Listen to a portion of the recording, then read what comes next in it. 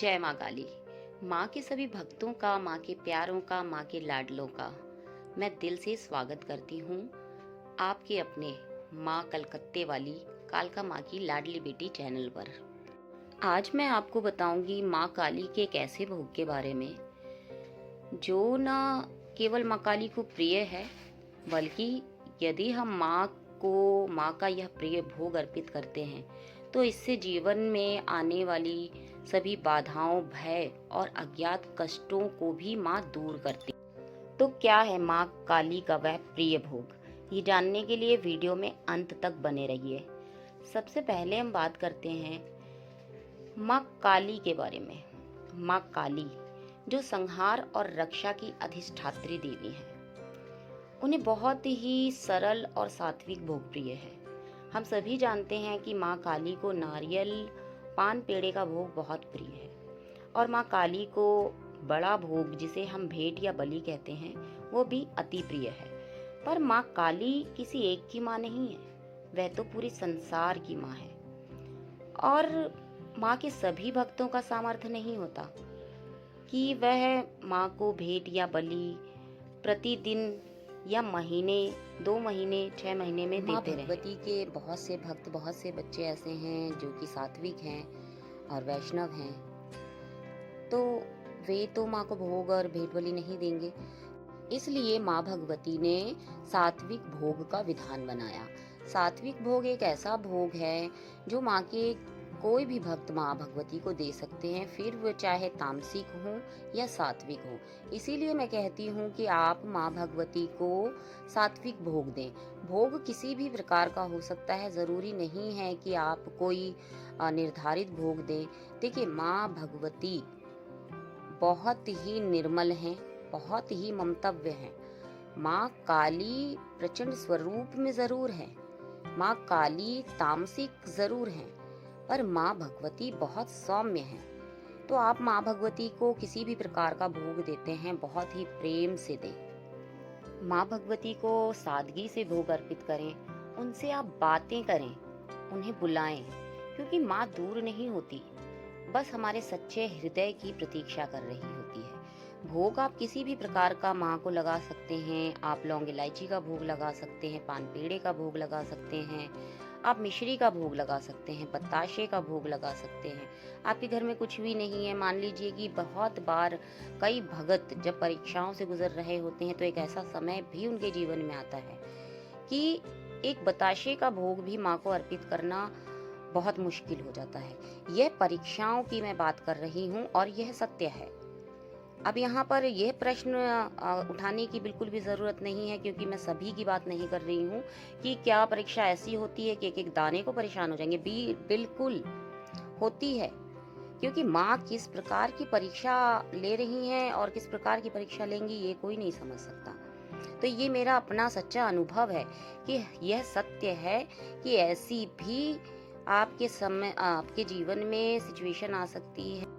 ऐसा नहीं है कि माँ भगवती अपने बच्चों को भूखा रहने देंगी या उन्हें परेशान करेंगी, ऐसा कुछ नहीं है।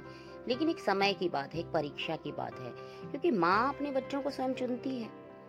और जब माँ अपने बच्चों को स्वयं चुनती हैं तो कठिन से कठिन परीक्षाओं से निकाल कर उन्हें उस अग्नि पथ पर चला कर तैयार करती हैं कि उनका बच्चा एक सच्ची राह, एक सच्चे मार्ग पर चले और एक सच्चे हृदय के साथ चले।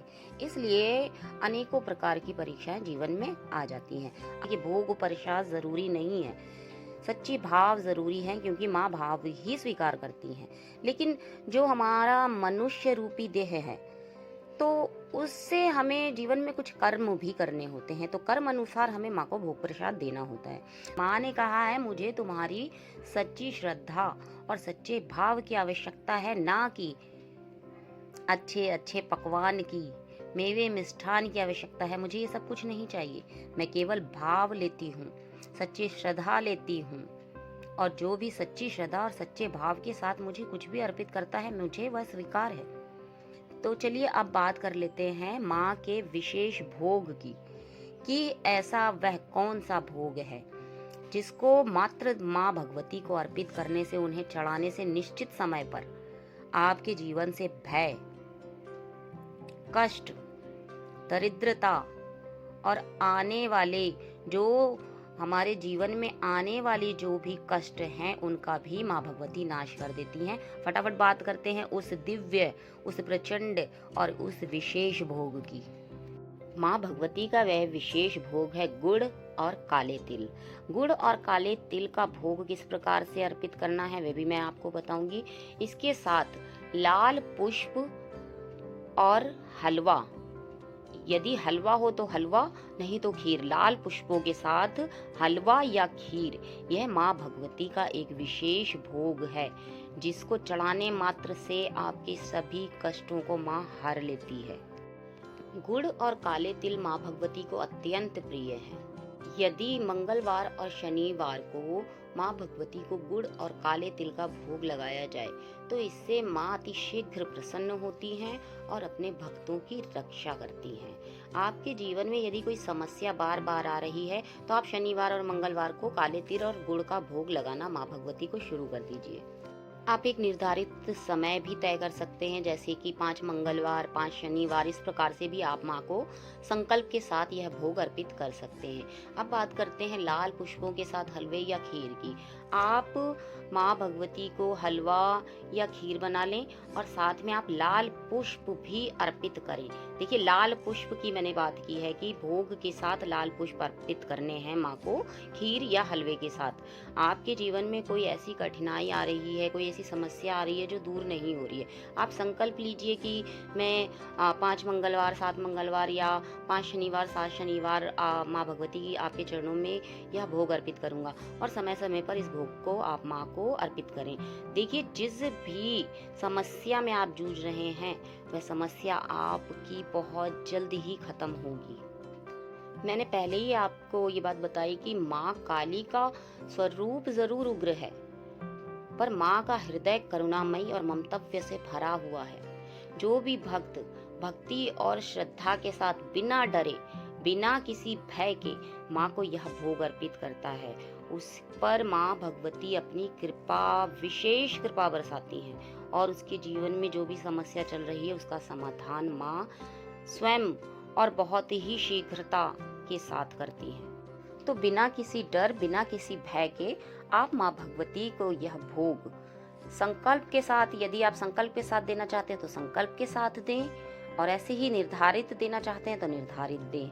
फिर देखिए आपके जीवन में क्या क्या चमत्कार होते हैं। यदि आपको यह वीडियो पसंद आया है तो वीडियो को लाइक करें और चैनल को सब्सक्राइब जरूर करें ताकि हम माँ भगवती के और भी दिव्य रहस्यों को जान सकें, दिव्य रहस्यों के बारे में बात कर सकें, माँ भगवती के और भी स्वरूपों के बारे में जान सकें। कमेंट बॉक्स में जय माँ काली ज़रूर लिखें और यदि आपका कोई प्रश्न है तो आप मुझे कमेंट बॉक्स में लिख सकते हैं। चलती हूँ, फिर मिलूंगी किसी नई जानकारी के साथ। जय माँ काली, हर हर महादेव।